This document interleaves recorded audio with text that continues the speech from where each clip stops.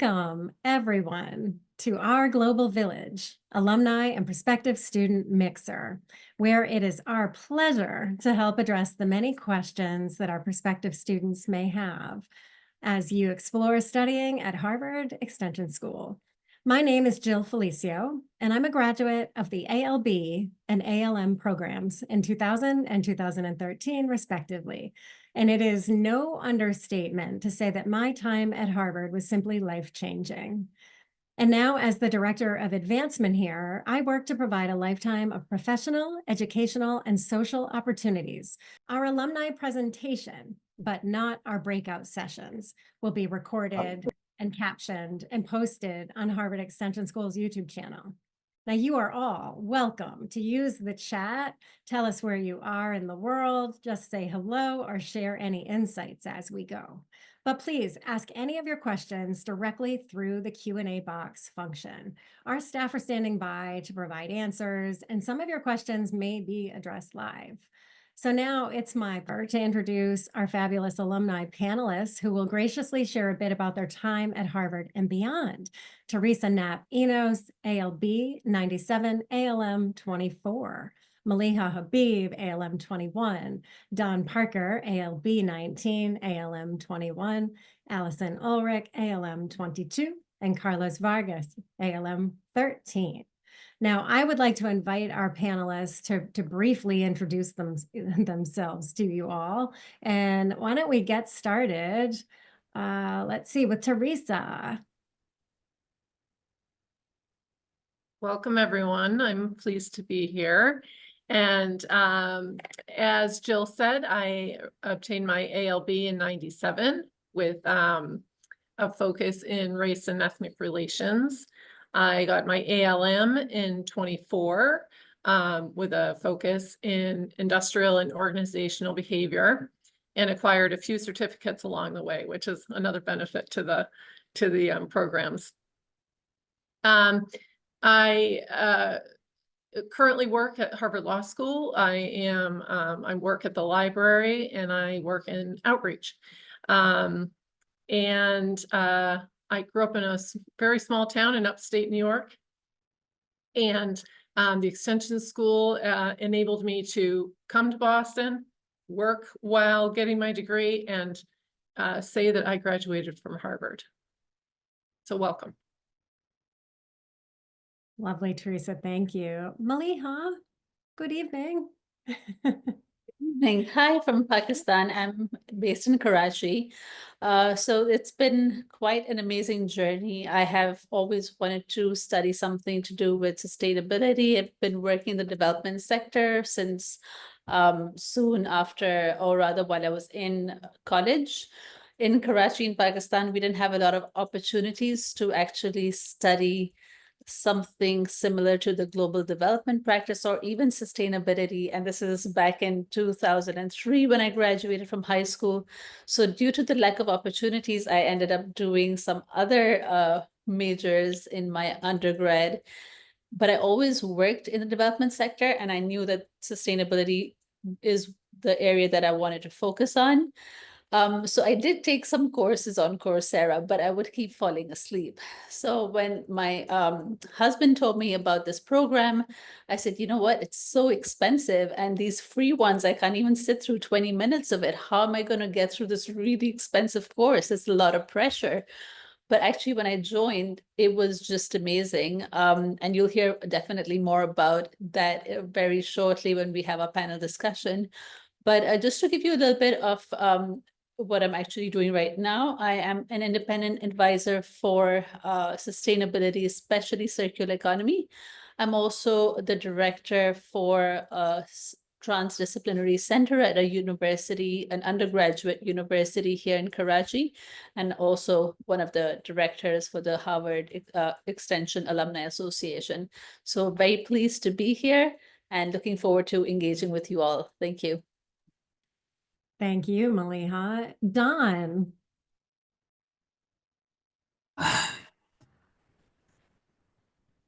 All right. Well, good morning or welcome. I know everyone's in different time zones. My name is Don Parker. I did my ALB through the Extension School in 2019, and finished my ALM in 2021. I did the whole professional career thing kind of backwards. I went into the tech industry in the late 70s. I had a great 38-year career, but a couple years before I retired, I knew that I wanted to go back and do some higher education. And I came across the Extension School and realized that there was something that I could do, and I didn't have to wait till I retired. I could get started. And so 2 years before I retired, I started going back to school. And then when I retired, I just continued on with my education and wrapped things up. I always like when I meet Extension School students, asking them about their origin story. Where were you, or how did you first find out about the Extension School? So let me tell you mine. In the summer of 2015, my wife and I were in South Beach in Florida, which, if you know South Beach, you know it is the interesting bathing suit capital of the world. And here I am in my beach chair with an umbrella and my face buried in my laptop. And I came across a course on financial crises in the 21st century. And I thought, well, that would be interesting. I was an executive at a bank at the time, and I thought we just had come through a financial crisis. It would be interesting to study. And so I started pulling that thread. And then I realized, what's this Harvard Extension School thing? I had been to Harvard a couple times for executive education and always felt that it was kind of the pinnacle of academic rigor, and imagined that I would like to find a way to do my academic work there. And as I uncovered, hey, there's this thing called the Extension School, I applied and went back in the summer of 15. So that's my origin story. That's where I was when I found out about the Extension School. I do continue to do some work as a teaching assistant on a few different Extension School classes. And in the spring, I will be an instructor on a new class that we propose for the catalog in the spring. I do that because I love to learn, and I think you'll find that is common amongst Extension School students. And one of the things I hear a lot from people when they're done with their Extension School experience is they're going to miss the connection to the organization. And so it's my way of continuing to learn, helping other people who are trying to do something difficult amongst everything else they're doing. And so that's how I stay connected. But thank you. That's lovely, Don. Thank you. Allison, feel Great. free. Thanks, Jill. It's a pleasure to meet everybody. I'm glad you were able to join. I'm in an interesting position similar to Don. I was in corporate and startup world for the first 20 years of my career. And then I was fortunate to be living in the Cambridge area for about 15 years. When I got to a point in my career where I had a lot of fortunate opportunities to have on-the-job MBA-like training, I found myself not challenged anymore. And I grew up in a position with my family where it was go out and get experience. You might not necessarily need an advanced degree at first. And I found that to be true. But then when I hit an intersection of not being challenged and wanted to take on more, being in, the Cambridge, Boston area was, very fortunate because of all the institutions that are there and the types of like-minded individuals that you are surrounded by in your neighborhood. But to be close to an institution such as Harvard, it was about being able to, one, work, two, stay closely knitted to my community, and three, be part of a program that was close and has a lot of prestige, and do it at a relatively quick pace as well too, or my own pace. So that's where the intersections of those items came to be for me to participate. And then I started before the pandemic. And again, I was on campus. I live 15 minutes away. So I did as many of my classes as possible in person. And then once the pandemic set in, it was remote. But I think the piece that we're going to talk about today, the friendships, the community that you build with professors, those that are in your cohort, they're very everlasting. They challenge me. That's what makes it really enjoyable as far as the output and the input that you have. I'm also fortunate to be able to be on the Alumni Association board as well too. Being able to represent people for my graduation year, being able to connect with others, to be able to give back is super important, not only from just an individual growth perspective, but also for leadership, communication, and then also supporting the Harvard community. Thanks. Oh, that's lovely, Allison. Carlos, last but not least. Well, thank you so much, Jill, for organizing this, and thanks everyone for being here. I'm Carlos Vargas. I took the Sustainability and Environmental Management program back in the 2010s, early in the 2010s. At the time, I was working as a banker doing real estate investments. I already had a degree on finance and an MBA, and I wanted to learn what sustainability was at the time. And I'm talking about some years ago, so there wasn't that much around. And I found this amazing program that was offering a class on green building. And that was my very first class at the ALM program that I ended up taking. I took a lot of those classes online because I was living in Mexico. I decided to go and move to Cambridge after a year, and I took half of my classes in person because it was so nice and it was making so much sense to what I wanted to do at the time that it was great. I ended up finishing the program, and I have been teaching classes on sustainable finance. That was a new topic at the time, not only at the Extension School, but anywhere in the world. It was so innovative that they let me teach that those classes, because it's actually 3 different classes I've taught at the Extension School. I also ended up getting a PhD on the same area because that was so interesting that I found a good degree I wanted to take. I published a book on the subject. I have done other things resulting from that experience from the Extension School, running marathons and other things we can also discuss. Thank you so much. That's a little bit about it. Wow, that's amazing. Okay, so let's dive in just a little bit deeper now. Allison, can you share, how your degree impacted your career or may have opened like new doors since graduation? Yeah, absolutely. Obtaining an advanced degree at a later point in my life was really helpful to, not just attend courses, and read and highlight books. It was about applying what I had learned previously in my career to really have it be truly enriching and transformative. For me, it was about pushing myself, being surrounded by high-performing individuals who were doing, the degree program, in tandem with family life, living, working remotely, living across the globe, knowing that there were components and requirements to the degree program that would add additional responsibilities to their life. So everybody, the level of degree and responsibility was very high. And for me, that was game changing. Again, that was part of the reason why I wanted to go back to school, was to be surrounded by like-minded people, but also people that were A or A+ above and beyond me. So that way I could continually push myself.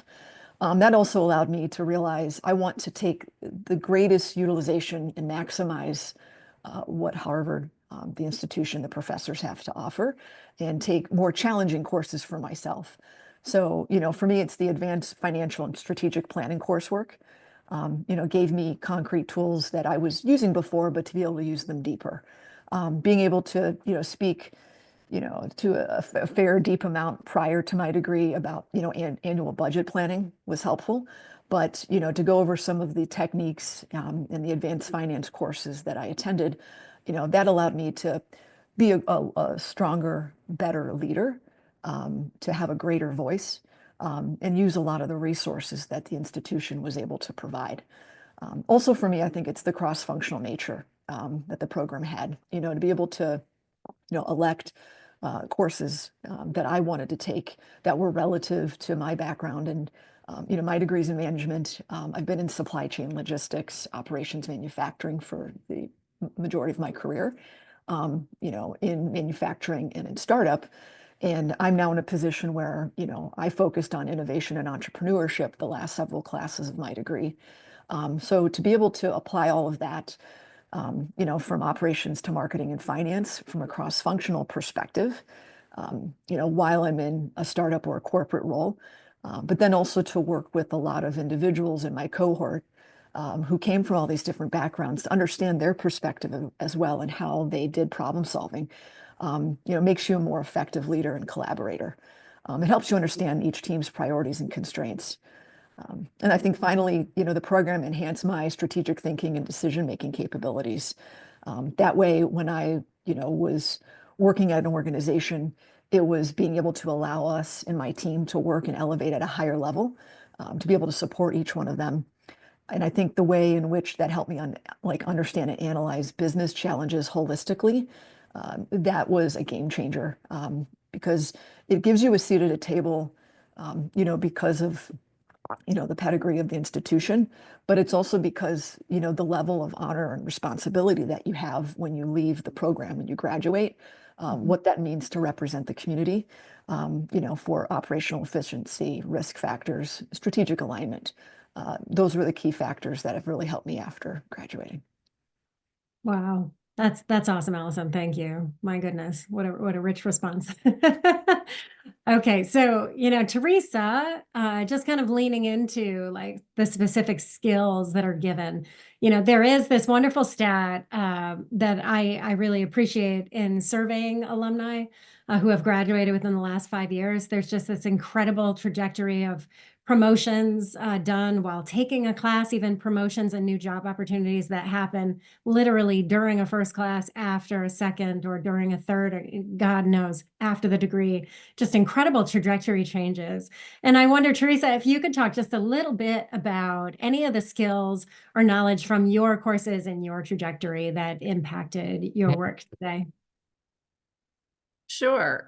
My response might be a little briefer.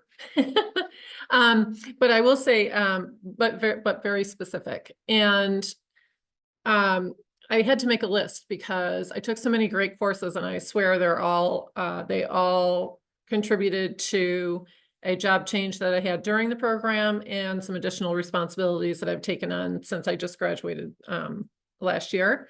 But negotiation and conflict resolution, I think we can all use that all the time. But that's very helpful in my daily routine. Applied coaching with Roberta Wagner. If you get a chance to take anything with her, she's awesome. Which is organizational advancement, how to work with your colleagues at different levels. Social media management, which is very important these days. And I've now taken on the social media for the library. Groups and culture, again, my major was industrial and organizational behavior. So all of these things just really help in the admin suite here in this department. We have about 70 people in our department. And introduction to psychology, which, again, working with our folks and with students and faculty and staff, it's all very helpful. So I've learned a lot, and I'm grateful. Oh, that's great. And widely applicable across all spectrums of life. Agreed. Take electives, take from either one. Right. Okay. So Maliha, can you talk just a little bit about what it's like to study from Pakistan, from abroad? Did you feel community support? Did you feel like you had resources? What was that like? Thank you. I think that's a great question because, first of all, I generally sleep very early, and you can imagine the time zone difference. I was very apprehensive if I could even stay awake and attend any of these sessions. And if you can imagine, my classes would range from like 2:30 in the morning all the way through till like 5:30 in the morning. So quite a tricky time zone, especially if you're working during the day as well. But the classroom was actually a real classroom. We had various formats of the classes. There were some people who were attending from time zones even more difficult than mine, which has also made me feel a little better. And also we had people who were actually in the classroom, so we could actually see them and engage with them, even though we were not there in person and had logged in online. So the formats of the sessions were very different for each class or each course, but it was very engaging and you would feel like you are in a real classroom. So it wasn't like I would wake up and just, sit in my pajamas, but I would actually get ready and sit in my class like I would be in a regular classroom. And as for the resources, I think that's a very important question, is that I actually started the degree as a sustainability student because that's what I thought that I wanted to do. But we got updated, like we got informed once we got admitted into the program that we actually have resources assigned to us, which we can actually, go and speak with a faculty, an advisor, a career advisor, or like academic advisor for that matter. And so I got booked an appointment and I had this conversation. My first conversation, they asked just the right questions, got to know a little bit more about myself. And because we had a personal statement that we gave for the admission entrance as well, they kind of had that already on file. So they were asking me some more questions to dig a bit deeper and find out what my future aspirations are. And that's when we realized that the global development practice degree was actually more in line with what my aspirations were. And then I switched over. And during the entire time, it was not only the advisors who were supportive, but the cohorts. So we have I have friends all over the world, which is because of the kind of class and the people that we were engaging with. So I think it's a really engaging program, and you get a chance to build community across the globe. Yeah. Oh, I love that. And you are so right. This is such a global classroom. I mean, it is just fascinating to see the level of like customization, that our programs provide to students. I mean, really, I think like generally you can stack credentials along the way and customize and choose, very carefully your own path here. And that's what is so wonderful. And it was something that I enjoyed myself, was just the ability to explore, to experiment, to stack bundles of, I studied international relations, and studying human rights courses in bundles. And it was just like, it was a wonderful thing, to be able to customize that to my life and my trajectory. And what a diverse classroom. I mean, Don, you talked a little bit about your time as a teaching assistant and soon to be professor. Incredible. Can you talk about the students, in your time at Harvard, that, your peers in the room, and how they shaped your experience or changed your experience in any way? Yeah, sure. I think it's one of the differentiators. Now, in my time at Harvard, I also took courses at some of the other graduate schools, the Graduate School of Education, the Kennedy School. But in the Extension School classes, you have highly accomplished people from all over the world. When we're talking about great power competition with China, we've got students in the class that live in China and work for the Chinese government. When we're talking about the conflict between China and Taiwan, well, I've got classmates that are living in Taiwan and can educate us on what it feels like to them. Or last semester we talked about the conflict between China and the Philippines, which we don't hear a lot about, but it's so much richer when there's someone in the class who's in the Philippines taking the course and can tell you how they're seeing things from their perspective. I've had classmates and students from all over the world. It makes for a much richer discussion. I do a lot of work in K through 12 education reform, and I took a course in K through 12 education reform at the Kennedy School. And in the room, I would try to instigate a full-on brawl over education policy. And the room was full of very nice people, all about 26 years old with 2 years of experience. When I go into the extension school classes and I try to instigate a brawl on education policy, there are teachers, there are administrators, there are school board members, there are parents. The discussion is much richer because of the people in the class. And Malia talked about getting up in the middle of the night. That tells you a lot about the commitment of people. I had a student a couple of years ago who was a mercenary and was fighting in the mountains outside of Mariupol during the day and connecting with his satellite phone at night to finish up his master's degree.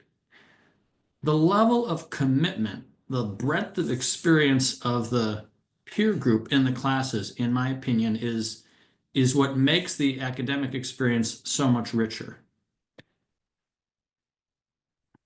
Thank you, Don. I couldn't agree more. And Carlos, I invite you too to share, a little bit more about relationships to faculty and to professors. I mean, you are one who has taught and inspired hundreds of our graduates and current students. And I wonder if there are any faculty that are particularly memorable to you.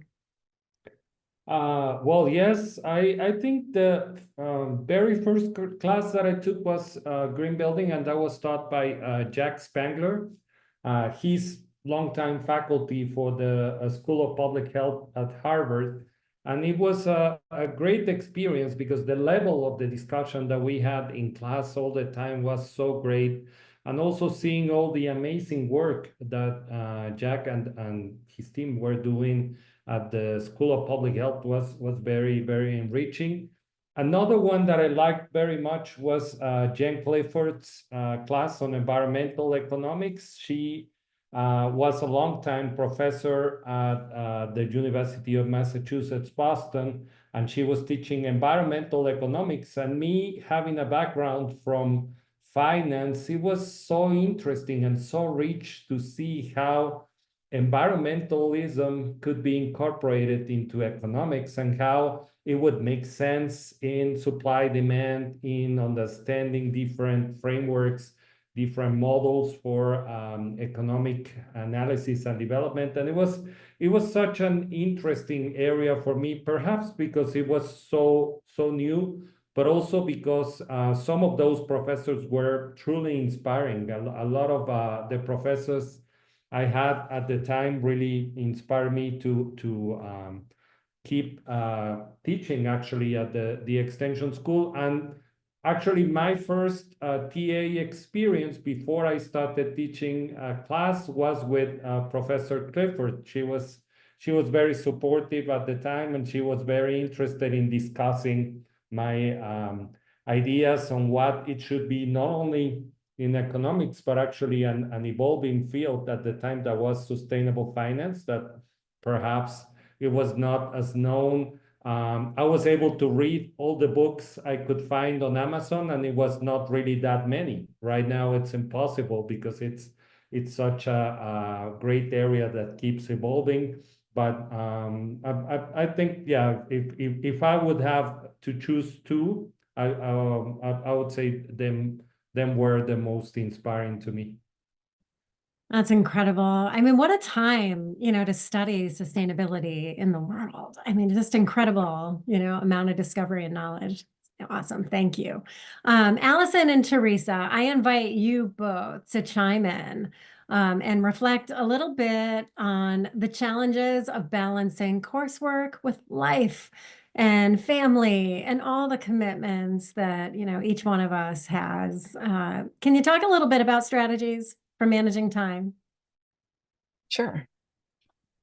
I think for me, I've always been somebody who's been involved and committed and more than just the standard amount. And when I mentioned this before we started, if I don't have enough to do, that is counterintuitive or counterproductive for me.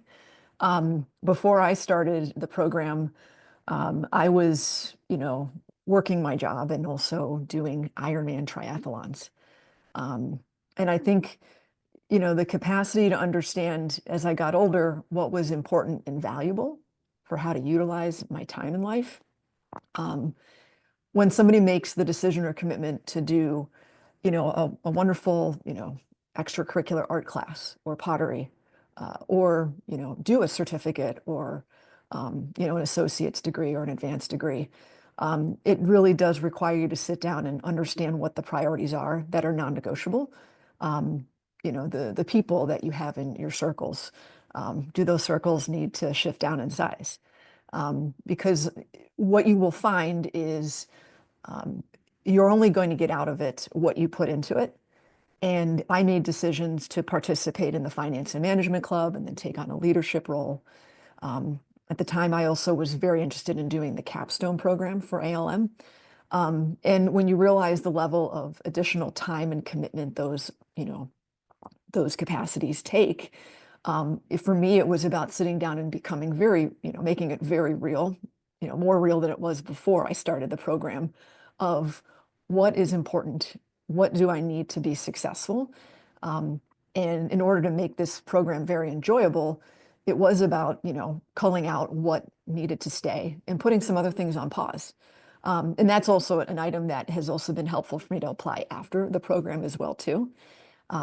So I think that capability to be able to manage everything, you have to sit down and really weigh it out. Otherwise, being able to participate, get the course load done, be an active participant in a program or a course with a classmate or two, it's going to be hard. It is not easy. And then you have to think about where you stand from a GPA perspective too. That is still a very strong, high standard and bar that the institution sets. So it's really critical to keep that in mind. I think lastly, it's also about, understanding what my roles and responsibilities were in the classes versus my job. And, again, I was fortunate to live near campus and to do that, but I also had to, communicate really well with my manager in my organization, even though at the time I was working, 3 blocks from campus. It was still the fact of making certain I was responsible with balancing my priorities in life and at home, to make certain those types of, high priorities were not slipping. And it's good to have great partnership at home too. So. Yeah, absolutely. Now, Teresa, kind of on a similar bend, prioritizing and, kind of making time, and getting out what you put into it, right? So well said, Allison.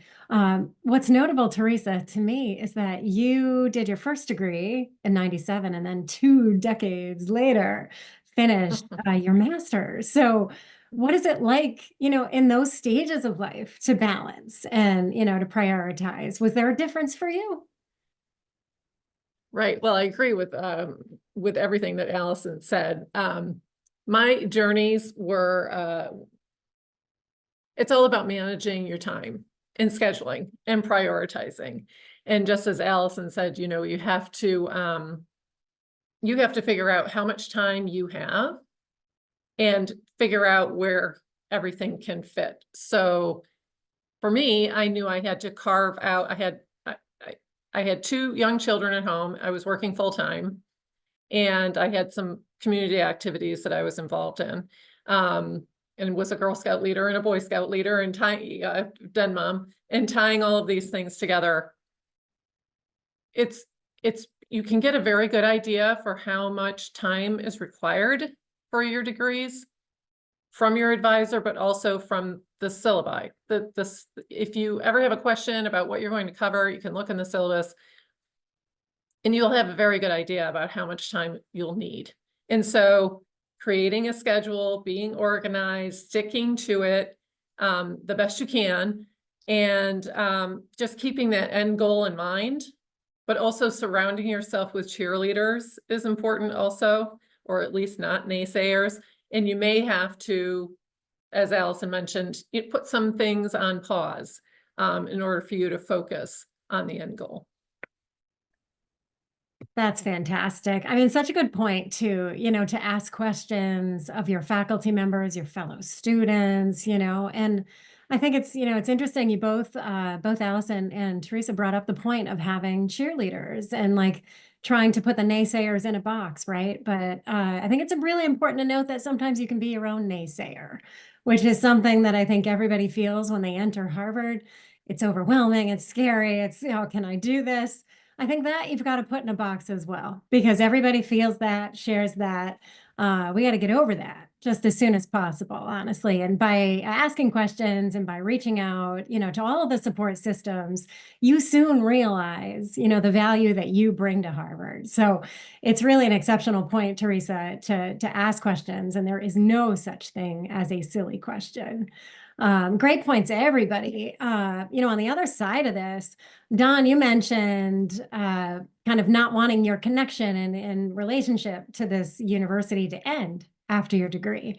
I wonder if you want to mention any maybe special commencement memory and what it's like on the other side as a graduate. Yeah, so I appreciate that. A couple things. One is if I could I'll add one thing to what Allison and Teresa said about managing the load. You control the workload. There were some semesters I would take 2 courses, some semesters I would take 1, some summers I would take a course, some January sessions I would take a course, some I would not. So you have a great ability to dial up or dial down the workload based on what's going on in your life. Now, you asked about events, and I could tell a whole bunch of stories about things that were just really interesting that occurred throughout the course of my time. But the most memorable by far is that in 2019, I needed extra tickets for commencement because I have 3 kids who are adults, my wife, and then my 10-year-old grandson was insistent that he was going. And extra tickets to Harvard commencement are difficult to get. The one path is to win the commencement speaker prize. And so I spent 2 years, a year thinking about what I wanted to write, and then a year working on the speech.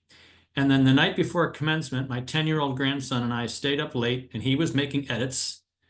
And then the next day, before they opened the doors to the auditorium, he was parked first in line, right by the door. They opened the doors, and he went over and grabbed four seats right in the front row. And I gave the commencement address with my wife, my 3 kids, and my 10-year-old grandson sitting front and center. So that was easily a very memorable experience. Then you asked about kind of life afterwards. I wore my Stanford shirt today in particular because I was wondering whether anybody would notice the Stanford shirt. But I love to learn, and the Harvard brand opens doors. So in the summer after I finished, I applied to a program at Stanford on public policy. They had 1,000 applicants. They took 100. I think the average age was 26. And I got accepted and went and stayed in the dorms at Stanford and studied public policy at the Hoover Institute. I applied to a program at George Mason University on public choice, and again, got in. And I applied this year. I'm doing a 1-year program out of Notre Dame on reform of the K through 12 education system, and I got accepted. It's the Harvard brand that opens eyes and causes people to pause and give your application a second look. And for me, it's opened up many opportunities to continue to do learning at a very high level with a very select group of people on topics that are interesting. Now, I didn't go through all the things that I've been rejected for. I'm a bit of a rejectaholic. I'm not afraid to get turned down. I'm afraid to stop applying. But those are some of the ones that I've been able to get into. And I think the Harvard brand really carries the day for those things. Well, that is fantastic. I couldn't agree more. And as I said, our outcome surveys couldn't agree more on all that brand does for your resume and opening doors. So with that, I think, this is a great place to end and jump into a breakout room. So we are all going to be kind of invited to join that breakout room, and let's talk about all things building community from wherever you're studying in the world and spending that time on campus in that residency. So let's get to know each other just a little bit better. Right. Hello, hello. Hello. You all can unmute. Feel free. Hi. Hello. It feels good to breathe. Oh my gosh. I love your background, first of all, Jonathan. Thank you. No, wonderful. Let's take turns. Like, just tell me who you are, where you are, what you need. I want to start with you, Jonathan. We'll just go by the order in the screen. Sounds good. I'm a recent graduate from UCF, integrated business. I ended up doing my co-op or internship in undergrad with Lockheed Martin, and then kind of used that to get an internship here at Walt Disney in business strategy. And I've been super fascinated with kind of learning. I want to aspire to become Don one day, where it's a continual process of always learning something new. And so me and my girlfriend are both in here, Michelle down there. She's also from UCF in finance, where she graduated from. And so it's kind of a cool thing to do together and kind of explore these options and where we want to be in the next, probably couple of years, as we prepare for grad school, and stuff like that. So this is something that we're doing together. Fabulous. That's really lovely that you get to explore this together. It's awesome. Does anybody have like particular questions, kind of like related to what you'd heard before, or just want to say hi and tell us where you are in the world? I could go, I guess. I do have a few questions. I guess I can give you a little bit of background about me. I've been a graphic designer and brand strategist for about 15 years. I have an undergraduate degree in graphic design, and I have become interested in instructional design recently, and I have been learning more about it and speaking with a few people who are already in that space. And I have been recommended over and over again to consider getting a certificate in that as a way to kind of get into the field. And so I'm interested in your learning design and technology graduate certificate. And so I guess I'm on here because I'm curious about whether or not there's anyone else with experience in like getting a certificate as a way to kind of transition and pivot into a different career. And it's really interesting to hear from the panelists. But I did notice that they very much furthered their education into more advanced degrees. So I'm just curious if, there's any examples of folks that I could speak with in that have, used a certificate to pivot into a different career. Oh, yes, indeed. There are several thousand actually who have done that in the past couple of years alone. So when we regroup, we'll share kind of together some takeaways, and I'll invite a couple of our panelists to talk about their certificate credential. So generally, there is an alumni association that several of them referenced for our school. Now, degree holders become alumni of the Harvard Alumni Association as well. Certificate holders become lifelong members, associate members of our school's Alumni Association as well. So there is this wonderful cohort of certificate earners that are supporting one another throughout all disciplines, all industries. So I can tell you that our certificates have been a wonderful way to gain expertise in a short amount of time with less commitment. So there are micro certificates and certificates being used and utilized by people all over the spectrum of DCE. So it's become, one of the best credentials for easy impact in career trajectory. And they are stackable. So people will apply that certificate if they desire to go on and study in a degree program, which several of our panelists have done. So it's a wonderful modality, to really gather knowledge. Okay, thank you. Thank you You're so so much. welcome. Jill, I had a quick question. Thank you Please. so much for all of your overviews. How much flexibility is there in some of the classes to be able to do some of the projects that might be really customized to your interests, or perhaps some of the things you're working on professionally? I love that question. And I can say from my N of one experience that it is incredibly adaptive to your own experiences. The professors that teach here really want to know you, and they want to draw out what they can do for you in your work or your professional interests, personal interests, whatever your passion is, they want to help you. So I think the best case studies, the best projects are ones that you apply to your life, or things that motivate you or impact your community. And generally that's what they want. And it's less cookie cutter and much more adaptable. So even in the discussions, like they want to draw out of you the perspective that you bring to the discussion. And they're not looking for a one size fits all project. I mean, really, I've never heard from an alum that they were pigeonholed or put in a box. Everything is very expansive. And I think it's just a different universe of learning.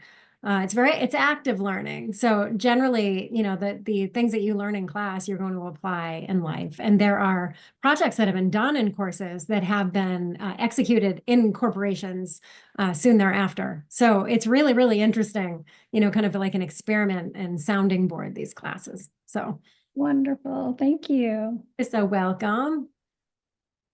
Hi, my name is Yamil. I am actually interested in the pre-med program.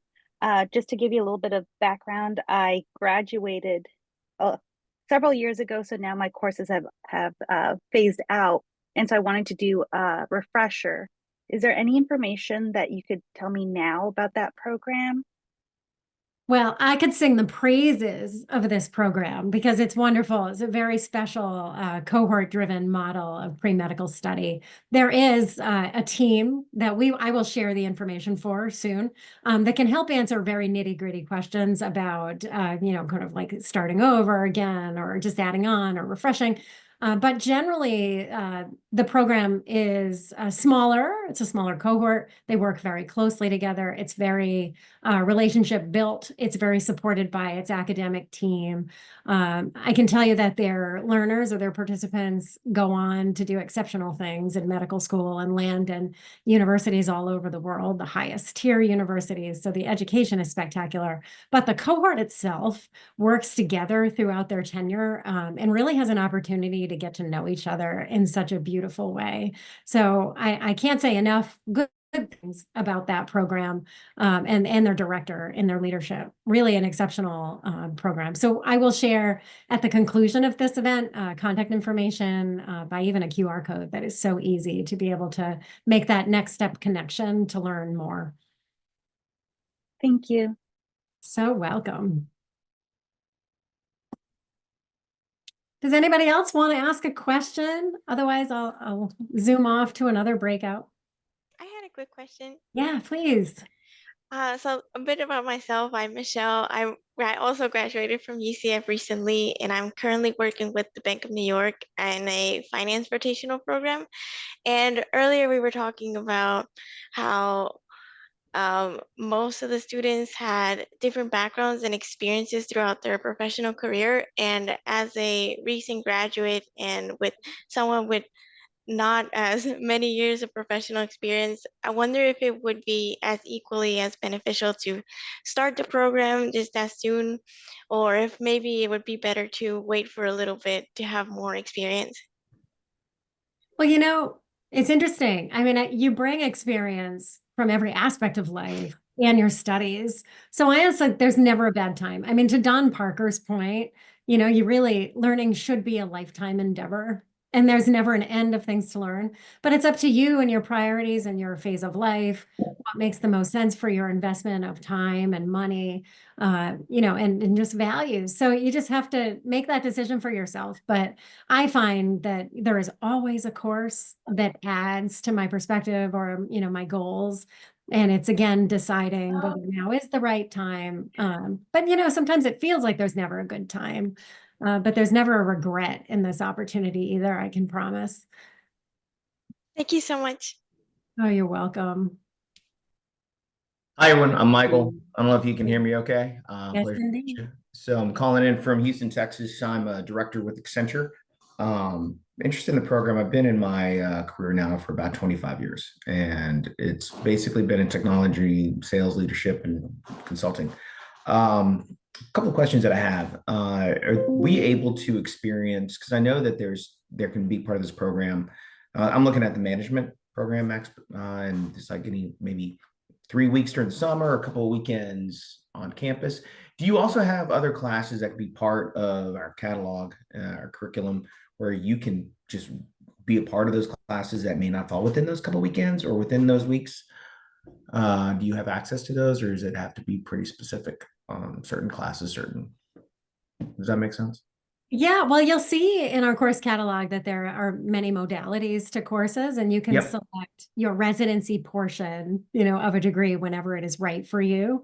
Cool. But generally, yes, the course catalog is huge. There are many Yeah. options. Management is a wonderful program, among our most popular. So there are many, many peers, to meet and to mingle with.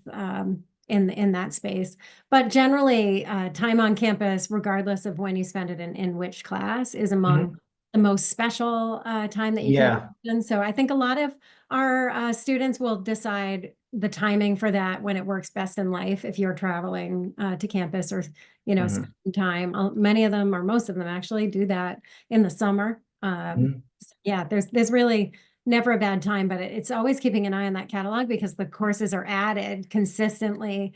And the core classes are consistent and they stay over time, but there's always new avenues of study, cutting edge type of technology or new areas covered every year.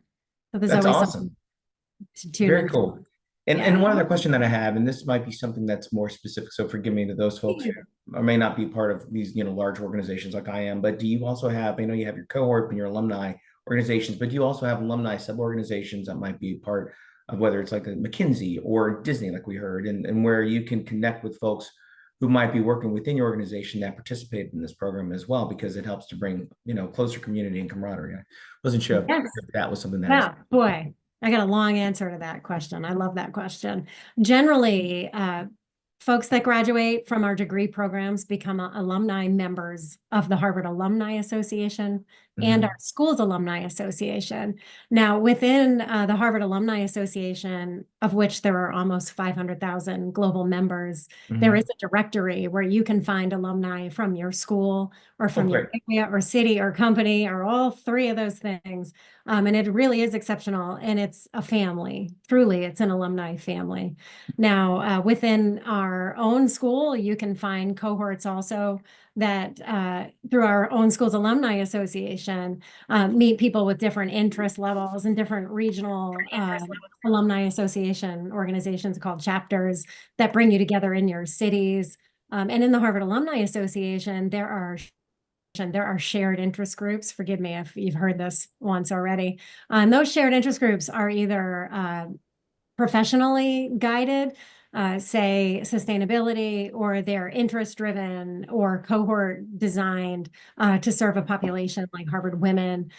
So there are so many areas in which you can engage with the Harvard community generally or with your school's alumni after you finish, whether a certificate or a degree. Like we have most folks back to the main room. So for our panelists, I had an interesting question in our group in the main room, talking about the value of a certificate in coming here to study and earning that certificate. And I know a couple of you have done just that. So if any of our panelists want to talk about, starting that certificate and perhaps like building on that certificate, please feel free to chime right in.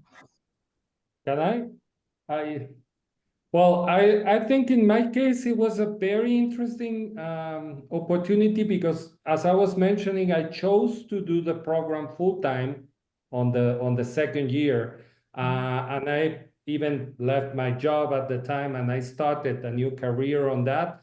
And then I also started teaching, and I ended up doing a PhD on Switzerland on sustainable finance. Also, again, because that was the best place I could find that was teaching exactly what I wanted to do at the time. But I also work on sustainability. I also have a day job working for a construction company as a sustainability director. And that also has been the result of this degree. So I think in a way, also how you want to take your career based on what you're learning from the program.